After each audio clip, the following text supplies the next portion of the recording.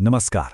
चलिए आज चलते हैं भगवद गीता के उस अध्याय में जो सिर्फ एक उपदेश नहीं बल्कि एक ब्रह्मांडीय अनुभव है। यह है अध्याय 11 विश्वरूप दर्शन। ये वो पल है जब एक योद्धा अपने दिव्य सारथी के विराट रूप को देखता है और यकीन मानिए ये अनुभव उसकी दुनिया को हमेशा हमेशा के लिए बदल देता है। तो कहानी शुरू होती है अर्जुन की एक बहुत ही अनोखी मांग से। वो अपने सारथी, अपने दोस्त, अपने गाइड कृष्ण से ये कहते हैं। ये कोई मामूली मांग नहीं है, ये एक इंसान की अपने दिव्य गुरु से एक असाधारण विनती है। तो आइए इस कहानी के पहले एक्ट में चलते हैं, एक इंसान की हिम्मत भरी गुजारिश। यहां हम ये समझेंगे कि आखिर अर्जुन ने ये असाधारण मांग की ही क्यों, जिसने इस पूरे अध्याय की नींव रखी। देखिए, इस मांग से ठीक पहले अर्जुन कहते हैं कि उनका सारा मोह मतलब भ्रम अब दूर हो चुका है।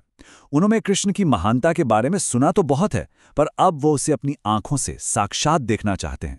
ये सिर्फ कोई जिज्ञासा नहीं है, बल्कि ज्ञान की एक सच्ची प्यास है। और कृष्ण उनकी ये गुजारिश मान भी लेते हैं, लेकिन एक शर्त के साथ। वो कहते हैं कि अर्जुन अपनी इन साधारण इंसानी आंखों से उस विराट रूप को देख ही नहीं पाएंगे। तो सवाल ये उठता है कि फिर इस दिव्य नज़ारे को देखने के लिए आखिर चाहिए क्या? और यहीं पर कृष्ण कहते हैं कि वो अर्जुन को दिव्य चक्षु देते हैं, एक दिव्य दृष्टि।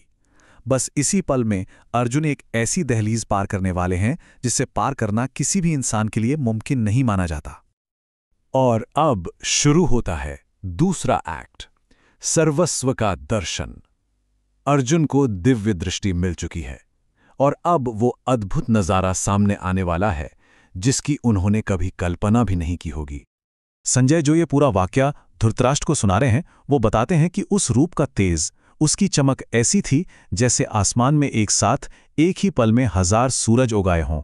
जरा सोचकर देखिए, उसकी रोशनी का अंदाजा लगाना भी कितना मुश्किल होगा।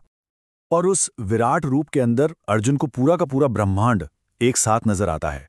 अनगिनत चेहरे, अनगिनत आंखें, सारे देवता, दुनिया के सभी जीव, महान ऋषि मुनि, यहां तक कि सृष्टिकर्ता ब्रह्मा भी उसी रूप में समाये हुए थे। मतलब सृष्टि का हर एक कण, चाहे वो दिव्य हो या सांसारिक, वो कृष्ण के ही शरीर का एक हिस्सा था। ये सब देखकर अर्जुन बस हैरान रह जाते हैं। वो कहते हैं कि मुझे आपका ना तो कोई अंत दिख रहा है, ना मध्य और ना ही कोई शुरुआत। वो रूप अनंत था, जिसकी कोई सीमा नहीं थी।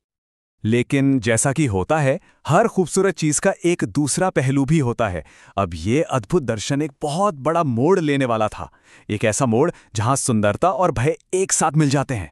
यहां से कहानी का रुख पूरी तरह बदल जाता है।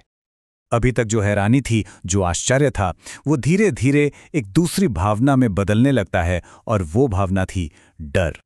अर्जुन की आवाज में अब कांपन थी। वो कहते हैं कि इस विशाल रूप को, जिसके भयानक दांत हैं, उसे देखकर सिर्फ मैं ही नहीं बल्कि पूरी दुनिया परेशान है, व्यथित है।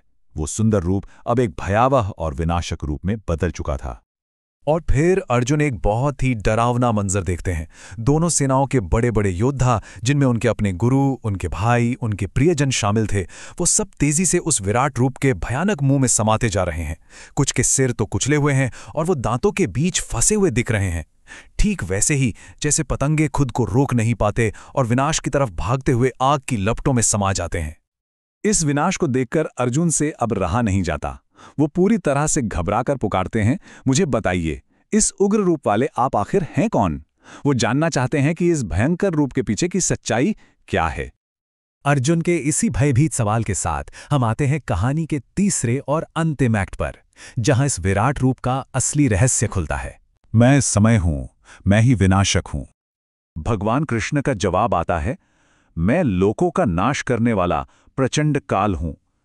कृष्ण खुद को काल यानी समय के रूप में प्रकट करते हैं, वो शक्ति जो हर चीज का विनाश करती है और जिसकी वजह से भविष्य में ये सभी योद्धा वैसे भी नहीं बचने वाले। और यहां पे ना एक बहुत ही गहरी बात सामने आती है। कृष्ण कहते हैं, ये सब तो मेरे द्वारा पहले से ही मारे जा चुके हैं। और अर्जुन से कहते हैं, तुम तो केवल एक निमित्त बनो, एक जरिया बनो। इसका मतलब ये था कि इन योद्धाओं का अंजाम पहले से ही तय है। ये बात हमें कर्म, भाग्य और हमारी अपनी भूमिका पर सोचने को मजबूर कर देती है। अब ये सच इतना बड़ा था, इतना भयानक था कि अर्जुन का मन इससे और सहन नहीं कर पाता। तो अब हम देखते हैं कि कैसे वो इस ब्रह्मांडीय रूप से वापस अपने जाने पहचाने परिचित संसार में लौटना चाहते हैं। उस विराट और भयंकर रूप को देखकर और काल का वो सच जानकर अर्जुन पूरी तरह कांपने लगते हैं। वो कृष्ण से विनती करते हैं कि प्लीज इस विश्व रूप को वापस ले लीजिए और अपने उसी शांत चतुर्भुज मनुष्य रूप में लौट आइए। सच तो यह है कि ये दर्शन एक इंसान के लिए सह पाना बहुत ही मुश्किल था। तो आखिर इस पूरे अनुभव का, इस विराट और भयानक दर्शन का अंतिम सबक क्या था? इसके बाद कृष्ण अर्जुन को समझाते हैं कि इस परम सत्य तक पहुंचने का असली मार्ग आखिर है क्या। कृष्ण साफ साफ समझाते हैं कि उनका ये विश्वरूप किसी भी पारंपरिक तरीके से नहीं देखा जा सकता। ना तो वेदों के गहरे अध्ययन से, ना बड़े बड़े यज्ञ करने से, ना दान पुण्य से और ना ही कठोर तपस्या से। ये सभी रास्ते अपनी जगह अच्छे हैं, लेकिन उस परम सत्य को पाने के लिए काफी नहीं है। तो फिर रास्ता क्या है? कृष्ण कहते हैं, केवल और केवल अनन्य यानी अटूट भक्ति के मार्ग से ही इस दिव्य रूप को, इस परम सत्य को पूरी तरह से जाना जा सकता है। और भक्ति का ये रास्ता दिखाते हुए वो कहते हैं कि इंसान को अपने कर्म, अपनी सोच और अपनी भावनाएं सब कुछ ईश्वर को समर्पित कर देना चाहिए। इसका सीधा सा मतलब है किसी भी चीज से अटैच हुए बिना अपना कर्म करना और किसी भी प्राणी के प्रति मन में कोई दुश्मनी न रखना। यही असली भक्ति का मार्ग है। और हम इस विश्लेषण को इसी गहरे सवाल के साथ खत्म करते हैं, सृष्टि और विनाश यानी क्रिएशन और डिस्ट्रक्शन, इन दोनों को एक ही दिव्य सच्चाई के दो अलग अलग चेहरों के रूप में देखने का आखिर मतलब क्या है? इस पर विचार जरूर कीजिएगा।